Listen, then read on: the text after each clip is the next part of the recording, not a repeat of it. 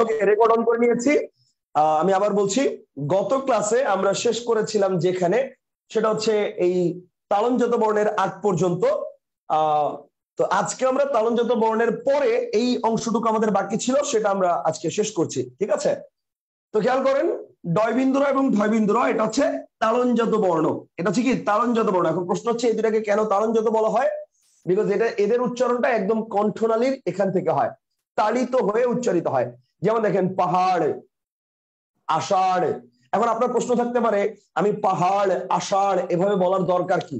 আমি পাহাড় আষাঢ় এভাবে বললেই তো হচ্ছে। উত্তর হচ্ছে না, হচ্ছে না। দুইটার উদাহরণ, দুইটার উচ্চারণ, দুইটার বানান, দুইটার অর্থ, দুইটার প্রয়োগ সব আলাদা। যেমন আমি যদি বলি তোমার আসার সময় হয়েছে, এই আসার মানে হচ্ছে ক্রিয়াপদ, এই আসার মানে হচ্ছে তুমি এখানে পৌঁছবে। আর যদি বলি এখন আষাঢ় মাস, এখন আষাঢ় মাস, তাহলে এটা হচ্ছে কি, এই আষাঢ়টা হচ্ছে মাস বুঝাচ্ছে, ঠিক আছে? এই আষাঢ়টা হচ্ছে কি মাস বুঝাচ্ছে। তো এটার উচ্চারণ কিন্তু আলাদা, অর্থ আলাদা, পদও আলাদা, সবই আলাদা। ওকে, তাহলে তাহলে আপনি চাইলেই কিন্তু এই ডয়বিন্দু রয় বা ঢয়বিন্দু রয়ের উচ্চারণটা রয়ের মতো করে করতে পারবেন না। ওকে, এখন আপনাদের মনে একটা প্রশ্ন থাকতে পারে যে ভাইয়া ডয়বিন্দু রয় এবং ঢয়বিন্দু র এই দুইটার উচ্চারণের মধ্যে ডিফারেন্সটা কি? এই দুইটা উচ্চারণ তো একই রকম শুনতে পাওয়া যায় অনেকটা। তাহলে এই দুইটার উচ্চারণ যদি এক হয়, তাহলে এই দুইটার মধ্যে থেকে যে কোনো একটাকে আমরা ধ্বনি হিসেবে ধরি না কেন, বাকির একটাকে আমরা বর্ণ হিসেবে ধরতাম, তাহলে আমাদের তো হইতো। তাহলে প্রবলেমটা কোথায়? দুইটাকে আমরা একই ধ্বনি কেন বলছি না? ওকে, এটা একটা প্রশ্ন থাকতে পারে আপনাদের। উত্তরটা হচ্ছে, দেখেন অ্যাকচুয়ালি ডয়বিন্দু র এবং ঢয়বিন্দু র এই দুটো হচ্ছে ড ও ঢ এর একটা রূপ মাত্র। অর্থাৎ ড এর একটা রূপ হচ্ছে ডয়বিন্দু র, আবার এই ঢয়ের একটা রূপ হচ্ছে ঢয়বিন্দু র। অর্থাৎ ক্ষেত্র বিশেষে আপনি ডয়ের পরিবর্তে ডয়বিন্দুর ব্যবহার করতে পারবেন, আবার ঢয়ের পরিবর্তে ঢয়বিন্দুর ব্যবহার করতে পারবেন। মূলত ঈশ্বরচন্দ্র বিদ্যাসাগর তার বোধোদয় গ্রন্থে প্রথম এই ডয়বিন্দুরা এবং ঢয়বিন্দুরা বর্ণের প্রয়োগ ঘটান। এর আগ পর্যন্ত বাংলা বর্ণমালায় ডয়বিন্দুরা এবং ঢয়বিন্দুরা ছিল না। এর আগ পর্যন্ত বাংলা বর্ণমালায় ডয়বিন্দুরা এবং ঢয়বিন্দুরা ছিল না। ঈশ্বরচন্দ্র বিদ্যাসাগর সর্বপ্রথম এই দুটি বর্ণের উদ্ভাবন করেন। এখন এই দুটি বর্ণের উদ্ভাবন করেন কেন তিনি? বিকজ তিনি অনুভব করলেন যে বাংলা বর্ণমালায় সবকিছুতে আমরা ড না বলে ড এর বিন্দু রূপটা দিয়ে আমরা অনেক সময় ইউজ করি। কিন্তু ভারতীয়, মানে তখন তো ইন্ডিয়ান কন্টিনেন্ট ছিল, ভারতীয় উপমহাদেশ ছিল তখন। তো ভারতীয় উপমহাদেশে ইন্ডিয়ায় এখনো কিন্তু ওরা ড বলে, আমরা যেটাকে ডয়বিন্দু র বলি। আমরা বলি, খেয়াল করবেন, আমরা বলি গাড়ি গাড়ি, আর ওরা বলে গাড্ডি। আমরা বলি বড়, ওরা বলে বাডা। যেমন আমরা বলি বড় ভাই, ওরা বলে বাডা ভাই, বাডা ভাই। চুড়ি, ওরা বলে চুডিয়া। ঠিক আছে, মানে ডি ডি এর উচ্চারণটা করে। কনসেপ্টটা কি ক্লিয়ার? দেখবেন আমরা বলি হচ্ছে ছেড়ে দাও, ওরা বলে ছোড় দিয়া, ছোড় দিয়া। এই ড এর উচ্চারণটা, মানে ডয়বিন্দুর উচ্চারণটা ওরা ডি দিয়ে করে। ঠিক সেম ভাবে ঢয়ের উচ্চারণটা হচ্ছে ঢয়বিন্দুর দিয়ে। এখন ডয়বিন্দুর আর ঢয়বিন্দুর এটার উচ্চারণে আপনি কোনো পার্থক্য দেখতে না পেলেও ড ঢয়ের উচ্চারণে কিন্তু আপনি পার্থক্য দেখতে পাচ্ছেন। দেখেন ড ঢ, মানে একটা ঘোষ একটা অঘোষ, ঠিক আছে? সরি, ঘোষ অঘোষ না, একটা অল্প প্রাণ একটা মহাপ্রাণ, দুটি ঘোষ বর্ণ, কিন্তু একটা অল্প প্রাণ একটা হচ্ছে মহাপ্রাণ। তাহলে এবার খেয়াল করেন, ঠিক সেম ভাবে ডয়বিন্দুর ঢয়বিন্দুর এটাও কিন্তু একটা অল্প প্রাণ একটা মহাপ্রাণ। কারণ ডয়বিন্দুরটা হচ্ছে জাস্ট জয়ের একটা রূপ, ঢয়বিন্দুরটা হচ্ছে ঢয়ের একটা রূপ। কনসেপ্টটা কি ক্লিয়ার? সো আমরা যেখানে বলি ড, ক্ষেত্র বিশেষে সেখানে ডয়বিন্দু র বসানো যায়। যেমন আমি আপনাকে সন্ধির একটা নিয়ম বলি, এই নিয়মটা আপনারা সবাই পড়েছেন, আবারও পড়াবো। আমি যখন সন্ধি পড়াবো তখন আমিও পড়াবো। সেটা হচ্ছে, যদি ক চ ট ত প, যদি ক চ ট ত প এর পরে স্বর থাকে, তাহলে এই ক চ ট ত পটা হয়ে যায় গ জ ড দ ব। পড়েছেন না এটা? এই নিয়ম পড়েছেন না আপনারা? বলেন, ক চ ট ত প এরপরে স্বর থাকলে হবে গ জ ড দ ব। এটা পড়েছেন না? কনফার্ম পড়েছেন। কিন্তু আসেন, তাহলে এরকম আমি যদি বলি, যেমন মনে করেন আমি যদি বলি যে, দু একটা উদাহরণ দেখাই আমি। যেমন মনে করেন দিক যোগ অন্ত সমান সমান দেখেন দিগন্ত। তাহলে যে দেখেন ক এর পরে স্বর আছে, দেখেন ক এর পরে স্বর আছে, তাহলে ক এর পরে স্বর থাকলে কি হয়ে গিয়েছে? গ হয়ে গিয়েছে। চয়ের পরে থাকলে জ হবে, টয়ের পরে থাকলে ড হবে। তাহলে সেই হিসেবে দিক যোগন্ত দেখেন ক ছিল গ হয়ে গেছে, তাহলে সেই হিসেবে আমি যদি বলি শট যোগ ঋতু, এটা কিন্তু যে দেখেন টয়ের পরে রি আছে মানে স্বর আছে, তাহলে এটা কিন্তু হওয়ার কথা ছিল কি ষড ঋতু। এটা কিন্তু টয়ের পরে স্বর আছে বিধায় টয়ের জায়গায় ড হওয়ার কথা ছিল, তার মানে হওয়ার কথা ছিল কি ষড ঋতু। কিন্তু দেখেন আমরা কিন্তু ষড ঋতু বলি না, আমরা বলি ষড় ঋতু। Concept clear? আবার মনে করেন আমি যদি বলি শট যোগ আনন, আমি কিন্তু হওয়ার কথা ছিল সডানন, হওয়ার কথা ছিল কি সডানন, কিন্তু আমরা কিন্তু সডানন বলি না, আমরা বলি সড়ানন। তাহলে এই যে ডয়ের জায়গায় ডয় বিন্দু র বসাচ্ছি, ঠিক আছে, নিয়মের ড বসার কথা ছিল, তার মানে কি এখানে ডয়ের জায়গায় ডয় বিন্দু রকে আমরা স্থলাভিষিক্ত করতে পারি শব্দের শ্রুতি মাধুরতার জন্য। Concept clear? সো এই কারণে আমি জাস্ট এত ইনফরমেশন জাস্ট এই কারণেই দিলাম, একটা কারণেই দিলাম, সেটা হচ্ছে ডয় বিন্দু র ডয়ের একটা রূপ মাত্র, ঢয় বিন্দু র ঢয়ের একটা রূপ মাত্র। এই কারণে আপনাদের মনে হতে পারে যে ড আর মানে ডয় বিন্দু র ঢয় বিন্দুর উচ্চারণ এক, কিন্তু আদৌ তা এক নয়। কথা বুঝতে পারছেন? Okay fine. আচ্ছা, কি আমি কি বুঝতে পারছি? জিনিসটা কি ক্লিয়ার ভাই? জিনিসটা কি ক্লিয়ার? একটু জানাবেন ক্লিয়ার কিনা।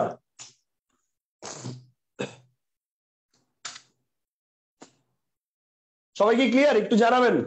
ওকে, ভেরি গুড, ক্লিয়ার। আচ্ছা, আমাকে একজন কমেন্ট করেছেন যে ভাই কালো গেঞ্জি বা কালো টি শার্ট পরে ক্লাস না নেওয়ার জন্য। আমি কিন্তু কালো টি শার্ট পরি নাই। ফোকাসের প্রবলেমটা এটা এমনিতেও হবে, তারপরও এখন এই জন্য মাঝে মাঝে আমি ক্যামেরার বাইরে থাকার চেষ্টা করি। যেমন এখন বোর্ড খুব সুন্দর দেখাচ্ছে, কিন্তু আমি বোর্ডের এখানে যাওয়ার পরে, আমি ক্যামেরার সামনে যাওয়ার পরেই এখানে আলোর শেড দেখায়, এটা হচ্ছে প্রবলেম। এটা আসলে আমার দোষ না, ক্যামেরার দোষ। ওকে, এরপর আসেন অন্তস্থ অ। অন্তস্থ অ সম্পর্কে আপনার বেশ কিছু জানার প্রয়োজন নেই, জাস্ট খালি এইটুক জানেন, সেটা হচ্ছে এর নাম হচ্ছে অন্তস্থ অ, অর্থাৎ এটা অবর্ণের শেষে উচ্চারিত রূপ। এবং অন্তস্থ বানানটা কিন্তু বিসর্গ দিয়ে না, জফলা দিয়ে। ঠিক আছে, অন্তস্থ বানানটা কি বিসর্গ দিয়ে হবে না, জফলা দিয়ে হবে। এই অন্ত মানে শেষ, অর্থাৎ স্বরেয় বর্ণটা যদি শব্দের শেষে যুক্ত হয় তাহলে এটার রূপটা অন্তস্থ অ হয়, এটা হয়। Concept clear? ওকে, এখন দেখেন খণ্ডত্ব। খণ্ডত্ব এটা সম্পর্কে জাস্ট দুইটা ইনফরমেশন জানবেন, সেটা হচ্ছে ত বর্ণের খণ্ডিত, ত বর্ণের খণ্ডিত খণ্ডিত ও ব্যঞ্জন রূপ। ব্যঞ্জন রূপ, ত বর্ণের খণ্ডিত ও ব্যঞ্জন রূপ। এখন আপনার প্রশ্ন থাকতে পারে ভাই ব্যঞ্জন রূপের ব্যাপারটা বুঝলাম না, ত বর্ণের খণ্ড রূপ এটা বুঝলাম যে ত বর্ণের খণ্ডিত রূপ খণ্ডত্ব, কিন্তু ত বর্ণের ব্যঞ্জন রূপ এটা আসলে বুঝলাম না। ত নিজেই তো একটা ব্যঞ্জন, ত বর্ণের ব্যঞ্জন রূপ খণ্ডত্ব, তার মানে ত কি স্বরবর্ণ? ডেফিনেটলি না, এটা বুঝলাম না। এটা অনেকেই বুঝে না, আমি ব্যাপারটা ক্লিয়ার করার চেষ্টা করছি। আসলে আমি এটা বুঝতে চেয়েছি যে যে কোনো ব্যঞ্জন ধ্বনির সাথে একটা স্বর যুক্ত থাকে। যেমন মনে করেন ক, এটা হচ্ছে ব্যঞ্জন রূপ, এর সাথে যখন অযুক্ত করেছেন তখনই কিন্তু হয়েছে ক। যেমন খ, এটার উচ্চারণ কিন্তু যদি হসন্ত দেয়া থাকে এটার উচ্চারণ এরকম না, এটার উচ্চারণ কিন্তু খ না, এটার উচ্চারণ হচ্ছে খ এরকম, এটার উচ্চারণ হচ্ছে ক এরকম, এটার উচ্চারণ হচ্ছে গ এরকম। যখন এটার সাথে অযুক্ত করেছেন তখন উচ্চারণ হবে গ, এটা ক। এটা অযুক্ত হওয়ার পরে হবে হচ্ছে খ। Concept clear? যেমন আমি যদি বলি যেমন আমি যদি বলি তুমি ভাত মাখো, খেয়াল করেন তুমি ভাত মাখো, এখানে কিন্তু ক্ষয়ের সাথে অ আছে। কথা বুঝতে পারছেন? কিন্তু যদি বলি তুই ভাত মাখ, মানে তুই দিয়ে যদি সম্বোধন করি, যদি তুই দিয়ে সম্বোধন করি, তখন কিন্তু ক্ষয়ের সাথে অ উচ্চারিত হচ্ছে না, তখন কিন্তু হয় ক্ষয়ের হসন্ত রূপ। কথা কি ক্লিয়ার? তুই ভাত মাখ আর তুমি ভাত মাখো। Concept clear? যেমন তুমি বই পড়ো, তাহলে এইবার খেয়াল করেন পড়ো ডয় বিন্দু র আছে, ওকে ফাইন। কিন্তু যদি বলি তুই বই পড়, তখন কিন্তু ডয় বিন্দু রয়ে হসন্ত রূপ বা ব্যঞ্জন রূপ উচ্চারিত হচ্ছে। তো এটাই বুঝাতে চেয়েছি যে অ্যাকচুয়ালি খণ্ডত্ব মানেই হচ্ছে তয় হসন্ত, মানে ত বর্ণের ব্যঞ্জন রূপ, এটাই হচ্ছে খণ্ডত্ব। কনসেপ্টটা কি ক্লিয়ার? ত বর্ণের ব্যঞ্জন রূপ এটাই হচ্ছে কি, এটাই হচ্ছে খণ্ডত্ব। এই কারণেই দেখেন উৎপাত যে বানানটা রয়েছে, উৎপাত বানানে কিন্তু এই যে দেখেন খণ্ডত্ব আর ত একই জিনিস, একই জিনিস। খণ্ডত্ব ত একই জিনিস। কথা বুঝতে পারছেন? ত বর্ণের কি রূপ? জাস্ট খণ্ড রূপ। আপনি কিন্তু এটা কখনোই উতপাত উচ্চারণ করেন না বা উৎপাত উচ্চারণ করেন না। কথা কি বুঝতে পারছেন? হ্যাঁ, এখন আপনার একটা প্রশ্ন থাকতে পারে, সেটা কি ভাইয়া এখানে যেহেতু আপনি খণ্ডত্ব লিখেছেন, এখানে তো ত বর্ণের সেম উচ্চারণ যেহেতু হচ্ছে, তাহলে এটা হসন্ত দিলাম না কেন? এটা একটা প্রশ্ন আপনার মনের মধ্যে থাকতে পারে।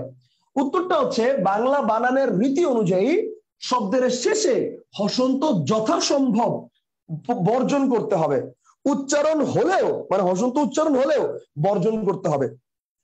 শব্দের মাঝখানে দেয়া যাবে কিন্তু শেষে দেয়া যাবে না, এটা বর্জন করতে হবে। যেমন কি, যেমন আমার নামটাই দেখেন, আমার নাম হচ্ছে শাহরিয়ার, ভালো করে খেয়াল করেন, শাহরিয়ার। হসন্ত হয় কার সাথে? যার সাথে কোনো স্বর থাকে না। তাহলে বসুর সাথে আকার আছে, স্বর হয়েছে, সুতরাং হসন্ত আসার প্রশ্নই আসে না। রয়ের সাথে রস্বীকার আছে, হসন্ত আসার প্রশ্ন আসে না। অন্তস্তীয়র সাথে আকার আছে, হসন্ত আসার প্রশ্ন আসে না। হসন্ত হতে পারে দুইটা জায়গায়, হয় আর রয়ে, কারণ রয়ের সাথে কিছু নাই, হয়ের সাথে কিছু নাই। এখন অ্যাকচুয়ালি দুটোতেই হসন্ত হয়, কিন্তু রয়ে হসন্তটা লেখা যাবে না। কেন? কারণ এটা শব্দের শেষে আছে। মাঝখানেরটা এটা দেওয়া যাবে, এটা দেওয়া যাবে, কিন্তু শব্দের শেষেরটা এটা দেওয়া যাবে না। কথা কি বুঝতে পারছেন? শব্দের শেষে হসন্ত যথাসম্ভব পরিহার করতে হবে, এটা বাংলা বানানের একটা নিয়ম। দ্যাট ইজ ওয়াই আমরা উৎপাদ বানানে খণ্ডত্ব আর তয় হসন্তর ক্ষেত্রে আমরা হসন্তটা দেই না। বুঝতে পারছেন জিনিসটা কি? ক্লিয়ার? সবাই কি বুঝতে পারছেন?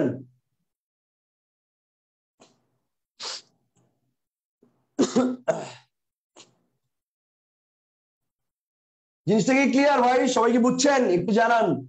Okay fine, clear, very good. আজকে অদিতিতে ক্লাস নিলাম, ঠিক আছে? আলহামদুলিল্লাহ, নিউ এক্সপেরিয়েন্স, নিউ জার্নি, কিন্তু কিছু মজার অভিজ্ঞতারও শেয়ার মানে অভিজ্ঞতারও সম্মুখীন হয়েছি। পরে বলবো, জাস্ট খালি একটু বলে রাখলাম কিছু মজার অভিজ্ঞতার সম্মুখীন হয়েছি, ঠিক আছে? Okay fine. এবার আসেন, তাহলে ডয়বিন্দু ঢয়বিন্দু অন্তস্থীয় খণ্ডত্ব এই পর্যন্ত আমরা আলোচনা করেছি। এবার আসেন অনুস্বর বিসর্গ চন্দ্রবিন্দু, এটা নিয়ে একটু আলোচনা করি। অনুস্বর বিসর্গ চন্দ্রবিন্দু এই তিনটাকে বলা হয় পরাশ্রয়ী বর্ণ। কি বর্ণ বলা হয় ভাই? এই তিনটাকে বলা হয় পরাশ্রয়ী বর্ণ। আচ্ছা, এখন যদি বলা হয় পরাশ্রয়ী ধ্বনি কয়টা? পরাশ্রয়ী বর্ণ তো তিনটা, পরাশ্রয়ী ধ্বনি কয়টা? উত্তর হচ্ছে পরাশ্রয়ী কোনো ধ্বনি নাই, কারণ এই সবগুলোই বর্ণ, এর মধ্যে কোনো ধ্বনি নেই। Concept clear? সো পরাশ্রয়ী বর্ণ কয়টা? কারেক্ট আনসার তিনটাই। Okay fine. এখন যদি পরীক্ষার হলে প্রশ্ন আসে যে পরাশ্রয়ী ধ্বনি কয়টা, অপশনে 1 2 3 4 দেওয়া আছে, তখন আপনি কি করবেন? আপনি উত্তর দিবেন না, এটা ওইটা বুঝাই নিতে হবে যে পরশ্রয়ী ধ্বনি বলতে পরশ্রয়ী বর্ণকেই চাইছে, কিছু করার নাই। ওখানে প্রশ্নের মধ্যে অতটা ডিপলি হয়তোবা তারা চিন্তা করে নাই, বা অতটা ডিপলি হয়তোবা তারা মেনশন করে নাই। পরশ্রয়ী ধ্বনি বলতে পরশ্রয়ী বর্ণকেই অ্যাকচুয়ালি বোঝানো হয়েছে, এটা ধরে নিতে হবে আপনাকে। কিন্তু অ্যাকচুয়ালি পরশ্রয়ী ধ্বনি বলতে কোনো কিছু নাই, পরশ্রয়ী বর্ণ আছে। বুঝতে পারছি? Okay fine. তাহলে পরশ্রয়ী বর্ণ কয়টা? তিনটা, অনুস্বর বিসর্গ চন্দ্রবিন্দু। এখন আসেন এই অনুস্বর বিসর্গ চন্দ্রবিন্দুর মধ্যে আবার এই অনুস্বর এবং বিসর্গ এই দুইটাকে বলা হয় আবার অযোগ বাহ বর্ণ। কি বর্ণ বলা হয়? অযোগ বাহ বর্ণ। অযোগ বাহ বর্ণ। কি মজার অভিজ্ঞতার কথা, বুঝি নাই। শুনে ঘুম ঘুম চলে গেল। আচ্ছা, বলবো বলবো পরে বলবো, রেকর্ড অফ করে বলবো। ওকে, অযোগ বাহ বর্ণ এই দুইটাকে বলা হয় অযোগ বাহ বর্ণ। আচ্ছা, তার আগে এই তিনটাকে পরশ্রয়ী বর্ণ কেন বলা হয় সেটা একটু বলি। আপনি এই তিনটা কখনো স্বাধীনভাবে কম্পিউটারে লিখতে পারবেন না, মোবাইলেও লিখতে পারবেন না। আপনি মোবাইলে ট্রাই করে দেখেন, লিখতে পারবেন না। অবরুতে লিখতে পারবেন না। আপনি হয়তো বা প্রবাদ বা অন্য কোনো কিবোর্ড ইউজ করে লিখতে পারেন, বাট অবরুতে আপনি অনুস্বর বিসর্গ চন্দ্রবিন্দু সিঙ্গেলে লিখতে পারবেন না। আপনি অনুস্বর লিখলে দেখবেন অনুস্বরের সামনে এরকম একটা চিহ্ন আসবে। আপনি বিসর্গ লিখলে দেখবেন বিসর্গের সামনে এরকম একটা চিহ্ন আসবে। আপনি চন্দ্রবিন্দু লিখলে দেখবেন চন্দ্রবিন্দুর সামনে এরকম একটা চিহ্ন আসবে। What does that mean? এর মানে হচ্ছে এটা কোনো না কোনো একটা বর্ণের সাথে বা উপরে বসবে। কথা কি ক্লিয়ার? কোনো না কোনো একটা বর্ণের সাথে বা কোনো না কোনো একটা বর্ণের উপরে এই বর্ণগুলো বসবে, বা এই বর্ণগুলো পাশে বসবে। এই কারণে এদেরকে বলা হয় পরশ্রয়ী বর্ণ। এরা স্বাধীনভাবে বসতে পারে না। Okay fine. এখন প্রশ্ন হচ্ছে ভাইয়া, তাহলে তিনটাই তো পরশ্রয়ী, এর মধ্যে এই দুইটাকে আবার অযোগ বাহ কেন বলা হয়? Okay fine. এই দুইটাকে কেন অযোগ বাহ বলা হয়? বিকজ দেখেন, এরা কোন একটা স্বাধীন বর্ণের সাথে যোগ হয়ে বসে না। এরা স্বাধীন বর্ণের সাথে ডান পাশে বাহু হিসেবে বসে না, ঠিক আছে, বা বসতে পারে না। এই কারণে এদেরকে বলা হয় হচ্ছে অযোগ বাহ বর্ণ। মানে এরা কখনো যোগ হওয়ার যে ক্রাইটেরিয়া, যোগ হওয়ার যে গুণ বা যোগ হওয়ার যে বৈশিষ্ট্য, এই বৈশিষ্ট্যটা এটা ধারণ করতে পারে না। যেমন আমি যদি বলি মরুভূমি, এই যে রয়ের পরে এটা দিয়েছে, এটা কিন্তু দীর্ঘকার, এটা কিন্তু কি দীর্ঘকার। কিন্তু আমি যদি বলি দুঃখ, এখন এই দুঃখটা কিন্তু আমি এই বর্ণের সাথে সংযুক্ত করে এই বর্ণের বাহু হিসেবে যোগ করে দিতে পারছি না। কথা কি ক্লিয়ার? আমি যখন বলছি অঙ্ক, তখন অঙ্ক বানানে কিন্তু আমি এখানে এই স্বরের পরে এটার সাথে যুক্ত করে কোনো কিছু দিতে পারছি না। এটা আমার ডান পাশে যুক্ত হিসেবে যোগ করে কখনো বসানো যাবে না। দ্যাট ইজ ওয়াই এই দুইটাকে বলা হচ্ছে অযোগ বাহ বর্ণ।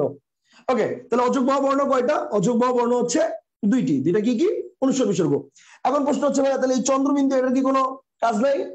এটা তো আবার মন খারাপ করবে, চন্দ্রবিন্দু সিঙ্গেল হয়ে গেল না। আসেন, চন্দ্রবিন্দুর একটা কাজ আছে। চন্দ্রবিন্দু এটাকে আবার সানুনাসিকের মর্যাদা দেওয়া হয়েছে। কি মর্যাদা? সানুনাসিক। আচ্ছা, এখন সানুনাসিক জিনিসটা কি? সানুনাসিকের মর্যাদা দেওয়া হয়েছে, সানুনাসিক। এখন এই সানুনাসিক জিনিসটা কি? সানুনাসিক বা অনুনাসিক, এটার মর্যাদা দেওয়া হয়েছে। এখন এখানে একটা প্যাচ আছে, খুব ভালো একটা প্যাচ, ভালো করে খেয়াল করেন। যদি বলা হয় যে অনুনাসিক বর্ণ কয়টি বা সানুনাসিক বর্ণ কয়টি, এটার জন্য আমাদের আবার নাসিক্য বর্ণ শিখতে হবে। এটা এখন পর্যন্ত আপনাদেরকে শিখাই নাই, নাসিক্য বর্ণ আপনাদেরকে আলোচনা করি নাই গত ক্লাসে। এখন আমি ওই সানুনাসিক, অনুনাসিক বা ওই বর্ণগুলো নিয়ে আলোচনা করবো। আমি এগুলো মুছে ফেলতেছি, লিখে ফেলেন। হেডলাইন দেন নাসিক্য বর্ণ, হেডলাইন দেন নাসিক্য বর্ণ, হেডলাইন দেন নাসিক্য বর্ণ। Okay fine. এখন আসেন নাসিক্য বর্ণ জিনিসটা কি? ওকে, নাসিক্য বর্ণ জিনিসটা কি? নাসিক্য বর্ণ বা নাসিক্য ধ্বনি, হোয়াটএভার, নাসিক্য বর্ণ বা নাসিক্য ধ্বনি, বর্ণ বা ধ্বনি। ওকে, দুইটা নিয়ে আমরা আলোচনা করবো। ওকে আসেন, আমি একটা বর্ণের কথা লিখছি, খেয়াল করেন। উম, ইয়, মূর্ধন্য, দন্তন্য, ম। উম, ইয়, মূর্ধন্য, দন্তন্য, ম, এই পাঁচটা কি বলেন? এই পাঁচটা হচ্ছে নাসিক্য বর্ণ। এখন আপনার কি মনে হয় নাসিক্য বর্ণ এই পাঁচটাই? না, এই জায়গাটাই হচ্ছে প্যাচ। নাসিক্য বর্ণ কয়টা? কারেক্ট আনসার হচ্ছে 7টা। উময়, মূর্ধন্য, দন্তন্য, ম, অনুস্বর এবং চন্দ্রবিন্দু, এই দুটো আছে।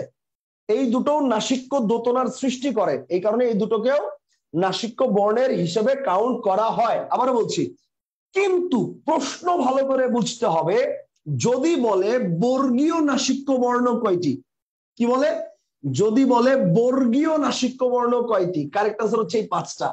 আর যদি বলে অবর্গীয় নাসিক্য বর্ণ কয়টি, তাহলে কারেক্ট আনসার হচ্ছে 2টা। আর যদি বলে মোট নাসিক্য বর্ণ কয়টি, কারেক্ট আনসার হচ্ছে 7টা। যদি বলে মোট নাসিক্য বর্ণ কয়টি, কারেক্ট আনসার কয়টা? 7টা। এর মধ্যে বর্গীয় কয়টা? 5টা। অবর্গীয় কয়টা? 2টা। কথা কি ক্লিয়ার? বুঝতে পারছি? আচ্ছা, এখন আসেন, এতক্ষণ আমরা আলোচনা করলাম বর্ণ নিয়ে, নাসিক্য বর্ণ। এখন যদি প্রশ্ন করে নাসিক্য ধ্বনি কয়টা, আমরা গত ক্লাসে আলোচনা করেছি কেবলমাত্র উম, দন্তন্য এবং ম, এই তিনটাকে ধ্বনি বলা হবে, বাকিগুলোকে ধ্বনি বলা হয় না। গত ক্লাসে এই ব্যাপারটা নিয়ে বিস্তারিত আলোচনা করেছি আমরা। তাহলে উম, দন্তন্য, ম, এই তিনটাকে যদি ধ্বনি বলা হয়, সুতরাং আমরা যদি বলি নাসিক্য ধ্বনি কয়টা, কারেক্ট আনসার কয়টা হবে বলেন? 3টা। এখন যদি বলে বর্গীয় নাসিক্য ধ্বনি কয়টা, একই জিনিস, ওই 3টাই হবে। বর্গীয় নাসিক্য ধ্বনি কয়টা, ওই একই জিনিস, 3টাই হবে।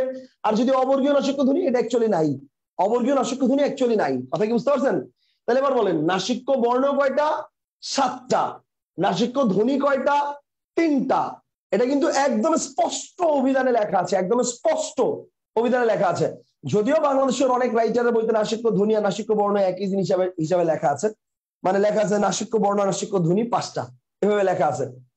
বুঝতে পারছেন? বাংলাদেশের অনেক রাইটারের বইতে এটা লেখা আছে নাসিক্য বর্ণ নাসিক্য ধ্বনি একই কথা, 5টা লেখা আছে। কিন্তু না, ধ্বনি আর বর্ণ আলাদা জিনিস। স্পষ্ট অভিধানে নাসিক্য ধ্বনি 3টা লেখা আছে। ওকে ফাইন, খেয়াল করেন। উম, দন্তন্য, ম, এই 3টা হচ্ছে নাসিক্য ধ্বনি, আর এই সবগুলো হচ্ছে নাসিক্য বর্ণ। এই 7টার মধ্যে এই 3টারই কেবল উচ্চারিত রূপ আছে, বাকিগুলোর স্পষ্ট বা স্বতন্ত্র উচ্চারিত রূপ নেই। এই জন্য বাকিগুলোকে আমরা ধ্বনি বলবো না, কেবল বর্ণ বলবো। আর যদি বর্গীয় বলে, তখন বর্গীয় নাসিক্য বর্ণ 5টা, বর্গীয় নাসিক্য ধ্বনি বললে 3টা। তা নাসিক্য ধ্বনি বা বর্ণ নিয়ে আমাদের প্যাচ ক্লিয়ার। এখন আসেন, আমাদের একটা ঝামেলা লাগে অনুনাসিক বর্ণ নিয়ে। অনুনাসিক, আচ্ছা ওয়েট, দাস ভাই হাত তুলেছেন। হ্যাঁ দাস ভাই,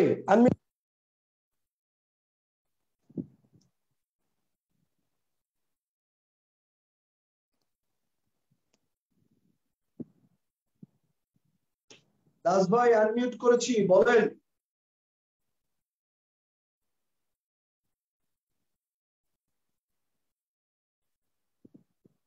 দাস ভাই কিছু বলতেছে, আমি শুনতেছি না নাকি কেউই শুনতেছে না,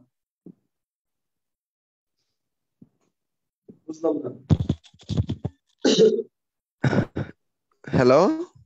হ্যাঁ ভাই শুনতেছি, বলেন বলেন বলেন। হ্যাঁ ভাইয়া, এই মল্লিক স্যার, ওনার সাথে নাসিক্য ধ্বনি বা বর্ণ নিয়ে কথা হচ্ছিল। তো উনি বলতেছিলেন যে বর্তমান ব্যাকরণ অনুসারে নাসিক্য বর্ণ বলে কোনো বর্ণ নাই। তো ওনার ব্যাখ্যাটা ছিল যে নাসিক্য মানে নাকের মধ্যে তো বর্ণ দেখা যায় না, সেজন্য কোনো বর্ণ নাই। আর ভাই এটা কি কোনো ঠিক ব্যাখ্যাটা আছে? ছিল, ব্যাখ্যাটা আরেকবার বলেন কষ্ট করে। মানে ব্যাখ্যা ছিল যে বর্ণ তো নাকে দেখা যায় না, হ্যাঁ, এই জন্য নাকি নাসিক্য কোনো বর্ণই নাই বর্তমান ব্যাকরণ অনুসারে। বর্ণ নাকে দেখা যায় না, বুঝিনি বলছে। না, উনি বলছে বর্ণ নাককে দেখা যায় না, বর্ণ নাকে দেখা যায় না, এই বর্ণ কারণে নাকে নাসিক্য দেখা কোনো যাওয়ার বর্ণ। কি দরকার? ওয়েট, বর্ণ নাকে দেখা যাওয়ার কি দরকার? বর্ণ তুমি চোখে দেখবো, নাকে বর্ণ দেখা যায় না, হ্যাঁ, বাকি নাকে দেখা যায়। আই ডোন্ট নো এটা কি লজিক দিল, আমার তো মাথায় আসছে না। আমিও ওনার লজিকে ঠিক বুঝি নাই। হ্যাঁ, কিন্তু ওনাকে অনেকেই বলে যে উনি ব্যাকরণ গবেষক বা এই উনি সেই। ব্যাকরণের গবেষক, আমি বলি উনি ব্যাকরণের গবেষক, উনি ব্যাকরণের পণ্ডিত। আমি নিজেও স্যারের ক্লাস করেছি 2009 সালে, তখন উনি চমৎকার পড়াতেন। বাট রাইট নাও তার কিছু মতবাদ এটা বিভ্রান্তির সৃষ্টি করেছে। যেমন মা ছিল না বলে কেউ তার চুল বেঁধে দেয়নি, এটা নিয়ে গত সপ্তাহে একটা তুমুল বিতর্ক তৈরি হয়েছে বিভিন্ন গ্রুপে। এটা তিনি বলেছেন এটা যৌগিক বাক্য। আমার কোনোভাবেই মাথায় আসে না, মা ছিল না বলে কেউ তার চুল বেঁধে দেয়নি, এটা কিভাবে যৌগিক বাক্য হয়? এটা অ্যাকর্ডিং টু মল্লিক স্যার এটা নাকি যৌগিক বাক্য। আই ডোন্ট নো কিভাবে এটা যৌগিক বাক্য হয়, অথচ তিনি নিজেই তুমি সরল বলে কি জানি একটা, তুমি সরল বলে সবকিছুই পাবে, এরকম একটা বাক্য দিয়া বলছে এটাকে সরল। এখন তাহলে বলে থাকলে তিনি যৌগিকও বলতেছে, বলে থাকলে তিনি সরলও বলতেছে। তো এক্ষেত্রে আমার মনে হয় আহ আমার আমার মনে হয় মল্লিক স্যারের তথ্যটাকে আমরা এখানে না একসেপ্ট করতে পারি। অনেকগুলো লজিক আছে, বিকজ মল্লিক ভাইয়া, স্যারের তথ্যের চেয়ে আমার মনে হয় সুনীতি কুমারের তথ্যটা বেশি অথেন্টিক। মল্লিক স্যারের তথ্যের চেয়ে আমার মনে হয় বাংলা একাডেমির তথ্যটা বেশি অথেন্টিক। কথা বুঝতে পারছেন? ভাই আমার, বিকজ আমি কিন্তু পরীক্ষার হ্যাঁ হলে ভাই, বলতে পারবো না এটা মল্লিক স্যার বলছে, বাট আমি বলতে পারবো এটা বাংলা একাডেমির অভিধানে লেখা আছে। ওকে, হ্যাঁ ভাই, তো এখানে আমার বাংলা একটা একাডেমির কথা হলো। এটা বেশি অ্যাপ্রোপ্রিয়েট হবে। ওকে দাস ভাই। আচ্ছা,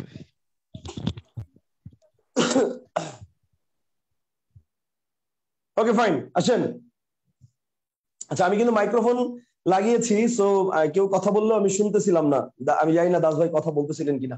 ওকে ফাইন, তাহলে নাসিক্য বর্ণ এটা নিয়ে আমরা আলোচনা করলাম, নাসিক্য ধ্বনি নিয়ে আলোচনা করলাম। এখন আসেন একটা প্যাচ আছে সেখানে হচ্ছে অনুনাসিক। তো অনুনাসিকের ব্যাপারটা কি এটা একটু আমরা ক্লিয়ার করি। এই শব্দটা আমরা অনেক সময় শুনে থাকি অনুনাসিক, তবে অনুনাসিকের সাথে সবগুলো বর্ণ আরেকবার বলেন। আচ্ছা বলতেছি দাঁড়ান, অনুনাসিকের সাথে আরেকটা ওয়ার্ড আছে, এটাও আমরা অনেক সময় শুনে থাকি আনুনাসিক। কিন্তু এই আনুনাসিক সম্পর্কে আমরা যদি ভালো করে না জানি, অভিধানের ওয়ার্ডটা কি লেখা আছে এটা যদি ভালো করে না বুঝি, তাহলে আমাদের অনেকেরই প্রবলেম হয়। মানে অনুনাসিক আর আনুনাসিকের মধ্যে আমি অভিধানে সরাসরি কি লেখা আছে আমি সেটা বলছি।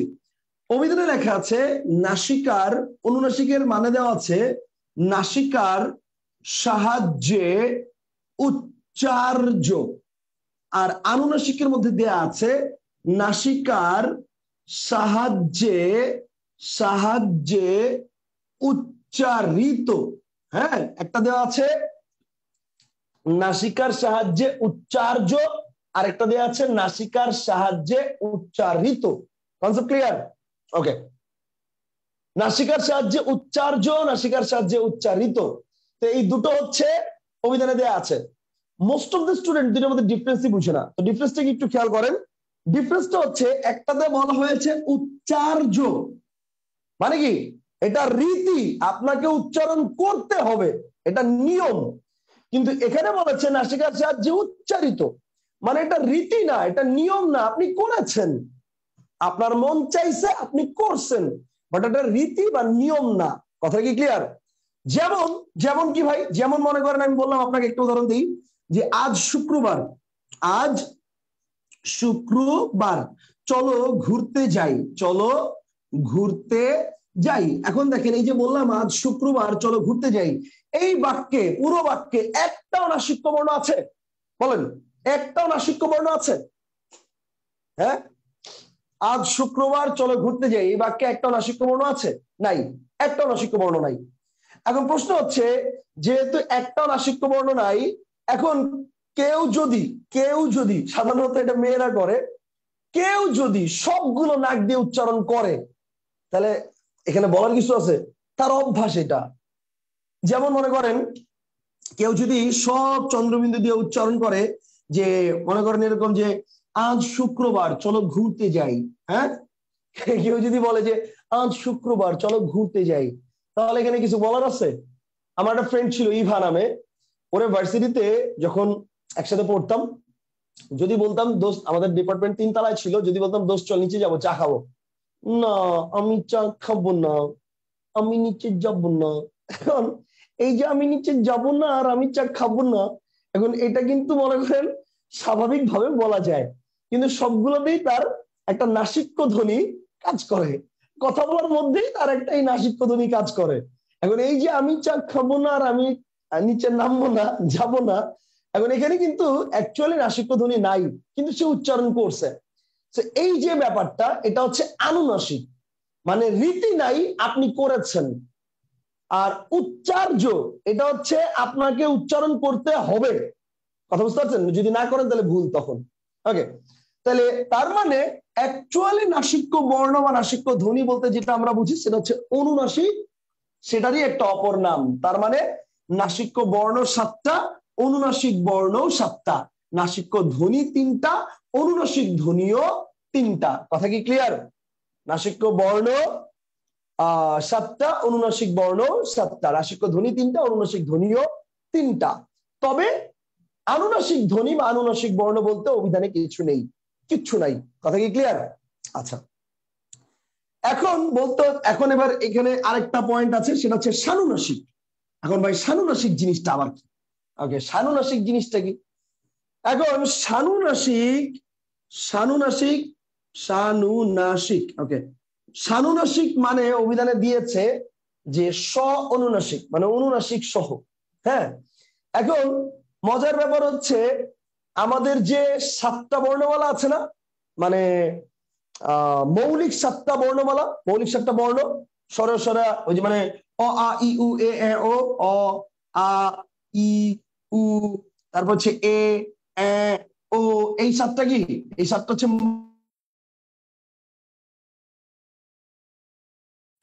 এক্সট্রিমলি সরি কলার ছিল কেটে দিছি। ওকে, খেয়াল করেন আমাদের যে মৌলিক স্বরধ্বনি কয়টা ছিল বলেন? 7টা ছিল। এই মৌলিক স্বরধ্বনি 7টা আমরা লিখে দিলাম।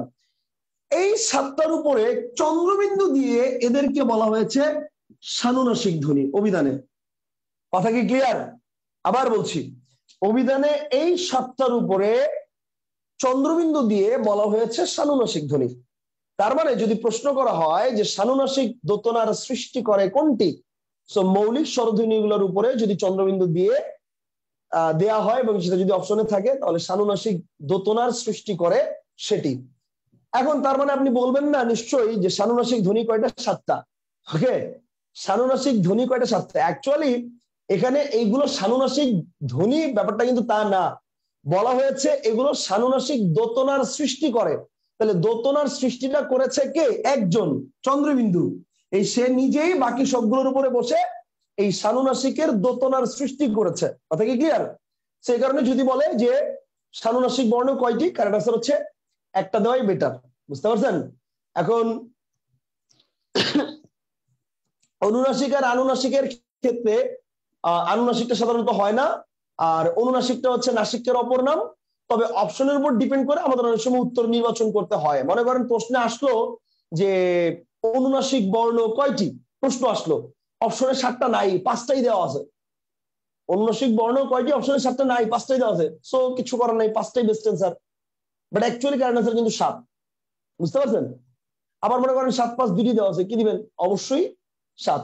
আবার মনে করেন প্রশ্ন বললো অনুনাসিক ধ্বনি কয়টি? কারেক্ট অ্যান্সার অবশ্যই 3টা, কিন্তু অপশনে 3টা দেওয়া নাই। মনে করেন দেওয়া আছে অনুনাসিক ধ্বনি কয়টা? 7টা। ঠিক আছে, অনুনাসিক ধ্বনি কয়টা? 7টা, 4টা, 6টা এরকম দেওয়া আছে। তো এর মধ্যে কোনটা দিবেন? অবশ্যই 7টাই কারেক্ট অ্যান্সার। তখন বুঝে নিতে হবে অনুনাসিক বর্ণগুলোকে অনুনাসিক ধ্বনি বলে প্রশ্নকর্তা রিপ্রেজেন্ট করেছে।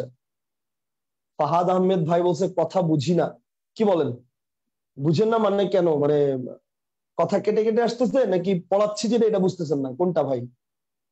বাকি সবাই একটু বলেন তো, মানে কথা কেটে কেটে আসতেছে এরকম কিছু নাকি? বুঝলাম না, কথা বুঝি না মানে কি?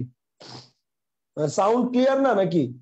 একটু আগে কেটে আসছিল, একটু আগে কেটে আসছিল, সেটা তো বললামই, ওই যে এখন ঠিক আছে। আচ্ছা ওকে ফাইন, কথা ক্লিয়ার। স্যার আরেকবার বলবেন এগুলো? আচ্ছা আমি একবারে শানে নজরুল বলে দিচ্ছি, হ্যাঁ, সার সংক্ষেপ বলে দিচ্ছি, সার সংক্ষেপ। আমি একবারে সার সংক্ষেপ বলে দিচ্ছি। এই অনুনাসিক, সানুনাসিক, মানুনাসিক যা আছে এগুলোর একদম সার সংক্ষেপ বলে দিচ্ছি। ওকে, একদম সার সংক্ষেপ, মানে এক নজরে যাতে আপনি মনে রাখতে পারেন সব। আসেন সার সংক্ষেপ বলে দিচ্ছি, লিখেন। নাসিক্য, নাসিক্য বর্ণ 7টি, নাসিক্য বর্ণ 7টি, নাসিক্য ধ্বনি, নাসিক্য ধ্বনি 3টি, বর্গীয় নাসিক্য, বর্গীয় নাসিক্য বর্ণ 5টি, বর্গীয় নাসিক্য ধ্বনি 3টি, বর্গীয় নাসিক্য ধ্বনি 3টি, অবর্গীয়, অবর্গীয় নাসিক্য বর্ণ 2টি, অবর্গীয় নাসিক্য ধ্বনি নাই। আচ্ছা এবার আসেন অনুনাসিক, অনুনাসিক বর্ণ 7টি, অনুনাসিক ধ্বনি 3টি। অর্থাৎ এই যে নাসিক্য বর্ণ বা নাসিক্য ধ্বনি, এটাই অনুনাসিক বর্ণ বা অনুনাসিক ধ্বনি। তাহলে অনুনাসিক বর্ণ 7টি, অনুনাসিক ধ্বনি 3টি। আনুনাসিক বলতে কিছু নাই। সানুনাসিক, সানুনাসিক বর্ণ এটা অ্যাকচুয়ালি বলা যাবে না যে সানুনাসিক বর্ণ, বলা যাবে সানুনাসিক দোতনার, সানুনাসিক দোতনার সৃষ্টি করে, সৃষ্টি করে একটি, এবং সেটা হচ্ছে চন্দ্রবিন্দু। মানে একটি সানুনাসিক দোতনা সৃষ্টি করে একটি, এবং সেটা হচ্ছে কি? সেটা হচ্ছে চন্দ্রবিন্দু। এই হচ্ছে নাসিক্য বা অনুনাসিক সম্পর্কিত সকল ইনফরমেশন। এর বাইরে প্রশ্ন আসবে না। এখন অপশনের উপর ডিপেন্ড করে এদিক ওদিক হইতে পারে। বুঝতে পারছেন? আবেদিন ভাই হাত তুলেছেন, আনমিউট করেছি, বলেন ভাই। আমার একটা কোয়েশ্চেন ছিল যে এই যে এইভাবে যে আপনি পয়েন্ট দিয়ে করে দিচ্ছেন, এগুলি কি আপনার বইতে এভাবে কি দেওয়া আছে সবগুলা? এভাবেই দেওয়া আছে, একদম সব এভাবেই দেওয়া আছে। Thank you. হ্যাঁ ঠিক আছে। আচ্ছা একজন প্রশ্ন করেছে স্যার দোতনা জিনিসটা কি? ভালো প্রশ্ন। আচ্ছা দোতনা জিনিসটাকে আমি একটু বুঝাই। ওয়েট, ওকে, একজন প্রশ্ন করছে দোতনা জিনিসটা কি? দোতনা এটার মানে হচ্ছে মানে প্রকাশক। দোতনা জিনিসটা এক্স্যাক্টলি আসলে এটা যে কি অর্থ প্রকাশ করে এটা বুঝাইতে পারতেছি না। আমি বলি দোতনা মানে আমরা অনেক সময় বলি না আমার হৃদয়ে খুশির দোতনা সৃষ্টি হয়েছে, মানে আমি খুশি হয়েছি, এই এটা প্রকাশ করছি, তো খুশির দোতনা সৃষ্টি হয়েছে। কথা বুঝতে পারছেন? তো এখানে সানুনাসিক দোতনা সৃষ্টি করে বলতে বুঝাচ্ছি যে সানুনাসিক একটা ভাব সৃষ্টি করে। ওকে, সো এখানে দোতনা শব্দের অর্থ হচ্ছে এরকম যে প্রকাশক বা একটা ভাব এরকম। ওকে, আচ্ছা রাজ ভাই হাত তুলেছেন। রাজ ভাই বলেন, আনমিউট করেছি। হ্যাঁ ভাইয়া, একটা কোশ্চেন হলো যে অযোগবাহ বর্ণ মানে এটা বলতে অ্যাকচুয়ালি কি জিনিসটা, মানে এটা কেন বলা হয়, অযোগবাহ বর্ণটা কেন বলা হয়? উম এখনো বুঝেন নাই? মানে ওই সময় নেটের সমস্যা হচ্ছিল, তো আপনি যদি বলেও থাকেন আসলে মানে মানে বুঝতে পারিনি। আমি বলেছি, আরেকটা কোশ্চেন ছিল আবারও ভাই, বলছি, সমস্যা নাই। আরেকটা এটা কোশ্চেন ছিল। অনেকেরই প্রবলেম হয়, সমস্যা নাই, আমি আবার বলছি, খেয়াল করেন। আমি মিউট করেছি সবাইকে। আমি আবারও বলছি অযোগ বাহু বর্ণটা কি, এটা অনেকেরই প্রবলেম হয়, খেয়াল করেন। আবার বলছি, নামের মধ্যেই আছে, নামের মধ্যেই আছে অযোগ, অযোগ বাহ। অ্যাকচুয়ালি ওয়ার্ডটা বাহ না, ওয়ার্ডটা ছিল বাহু, বাহু থেকে পরিবর্তিত হয়ে বাহ এসেছে। তাহলে বাহুর সাথে যোগ হয়ে বসার সামর্থ্য নেই, এই জন্য এদের বলা হয় অযোগ বাহু বর্ণ। যেমন আমি যদি বলি, খেয়াল করেন, আমি যদি বলি আকাঙ্ক্ষা, এই যে কয় আকারের পরে আকার দিলাম, এটা কি কয়ের মাত্রার সাথে সংযুক্ত না? সংযুক্ত। বা কয় রস্যকার দিলাম, সংযুক্ত না এটা? এগুলো কিন্তু সংযুক্ত। বা কয় দীর্ঘকার দিলাম, বা মনে করেন আমি বললাম দুরূহ, এই যে রয়ের সাথে দীর্ঘকার দিলাম, এটা কিন্তু কি? এটা কিন্তু দীর্ঘকার। রয়ের সাথে দীর্ঘকার দিলাম, এটা কিন্তু কি বলেন? দীর্ঘকার, সংযুক্ত। কিন্তু অনুস্বর বা বিসর্গ এটা কখনোই সংযুক্ত হয়ে বসে না, বুঝতে পারছেন? এটা কখনো বাহু হিসেবে সংযুক্ত হয়ে বসে না। আপনি দেখেন, আপনি বলেন অঙ্ক, এই যে আপনি এই পুরো বর্ণটাই আলাদা। আপনি যদি বলেন যে দুঃখ, এই বর্ণটা পুরোটাই মাত্রা হিসেবে আলাদা, এটার মাত্রা আলাদা, মাঝখানের উপর কোনো মাত্রা নাই, এটা বর্ণ হিসেবে এটার সাথে কোনো সংযুক্ত নাই, সংযুক্ত হয়ে বসে না, যোগ হয়ে বসতে পারে না বাহু হিসেবে, বুঝতে পারছেন? বাহু হিসেবে যোগ হয়ে বসার যোগ্যতা এদের নাই, এই কারণে এদেরকে বলা হয় অযোগ বাহু বা অযোগ বাহ বর্ণ। Concept clear? বুঝছেন?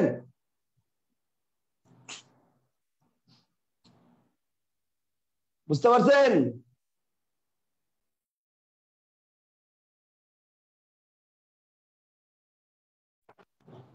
যিনি প্রশ্ন করেছিলেন বুঝছেন? ওকে, ভেরি গুড, ঠিক আছে।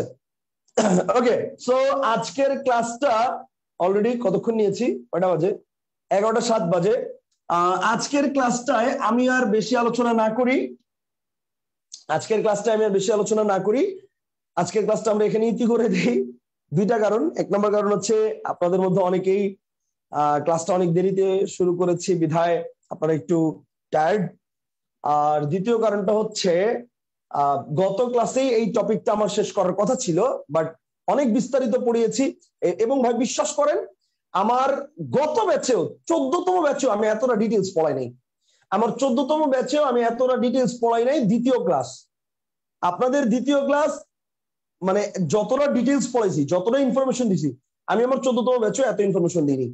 মানে আলটিমেটলি যত দিন যাচ্ছে ইনফরমেশনের মানে লেভেলটা আরো বাড়তেছে, বুঝতে পারছেন? ওকে, আমরা একটু সবার প্রশ্নগুলো একটু নিয়ে নেই। ওয়েট, অনেকেই হাত তুলেছেন। ইফতেখার ভাই বলেন, আনমিউট করে। যে আমার একটা কোয়েশ্চেন ছিল আসলে পুরা ধ্বনি চ্যাপ্টারটার উপরে। এই যে গত সপ্তাহে প্রবাসী কল্যাণ ব্যাংকের যে অফিসার যে পরীক্ষাটা হয়েছিল, ওখানে একটা কোয়েশ্চেন আসছিল যে ব্যঞ্জনা শব্দে নধ্বনি স্বাভাবিক উচ্চারস্থান পাল্টে কি হয়? দন্তমূল। খেয়াল করেন, ব্যঞ্জনা শব্দের দন্ত, ব্যঞ্জনা এই যে ন, কোথা থেকে উচ্চারিত হচ্ছে? দন্তন্য। এখানে এখানে বলছে কি স্বাভাবিক উচ্চারস্থান পাল্টে কি হয়, কারণ আমি একটু কনফিউজ হয়ে গেছি। ওটা স্টুডেন্টদেরকে জাস্ট কনফিউজ করার জন্যই কোশ্চেনটা ঘুরায় দিচ্ছে, আর কিছু না, বুঝতে পারছেন? আর কোশ্চেন নেক্সট, আর কিছু আছে? ওকে, রাজ ভাই আবার আনমিউট করেছি, বলেন।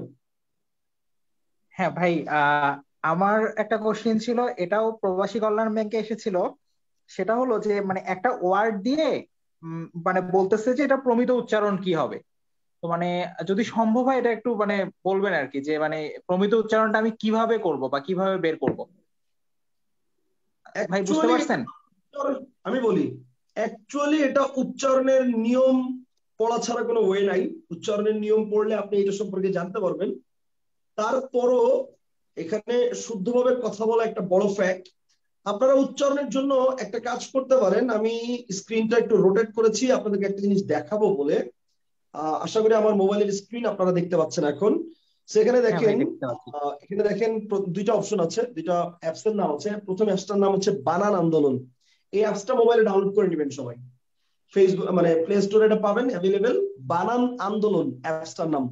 এই অ্যাপস এর মধ্যে আপনি যে শব্দটা চাচ্ছেন সেই শব্দটার এক্সাক্ট উচ্চারণ কি, বাংলা একাডেমির অভিধান অনুসারে উচ্চারণ কি, বানান কি, পদ কি, অর্থ কি, উৎপত্তি কি, সব দেয়া আছে।